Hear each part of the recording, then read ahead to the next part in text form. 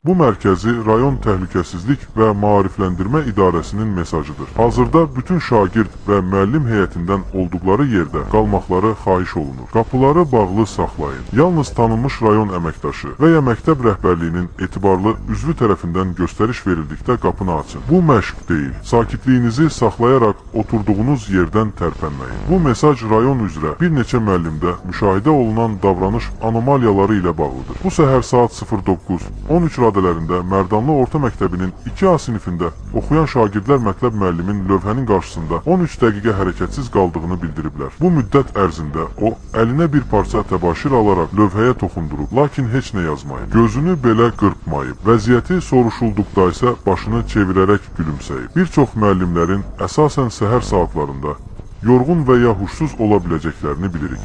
Lakin mətləb müəllimin davranışı daha da qəribə hal alıb.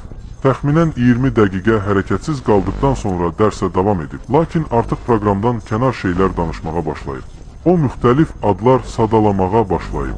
Amma bu adların heç bir yerdə qeydiyyatı yoxdur. Adları təkrar deyib, əvvəlcə asta səslə, sonra sürətlənərək bir növ ritmik zümzüməyə keçib. Bir neçə şagird baş ağrısı və ürəkbulanma yaşadığını bildirib. Onlardan biri burun qanaması keçirib. Sinifdəki müşahidə kamerası saat 10-a 18 dəqiqə qalmış mətləb müəllimin ayaqqabılarını çıxarıb onları lövhəyə tərəf çevirdiyini, sonra isə masanın altına çökərək boş dəftər vərəqlərini yeməyə başladığını göstərir. Direktor müavini yaxınlaşdıqda o, gözlərini qaldıraraq deyib, artıq gecdir. Mən onlara yol verdim. Bu cür davranışlar göstərən müəllimlərə yaxınlaşmayın. Onlarla danışmayın. Onların sizə toxunmasına imkan verməyin. Əgər adınızı səsləsələr, cavab verməyin. Daha çox belə məlumatlar daxil olub. Rayonun müxtəlif məktəblərində digər müəllimlər də oxşar əlamətlər göstərməyə başlayıb. Donub qalıblar. Baxışları uzun çəkib, çox geniş və qeyri-təbii şəkildə gülümsəyiblər. Bəziləri öz dişlərini əlləri ilə çıxarıb, bəziləri işıqlara pıçıldayaraq onlardan sönmələrini istəyib.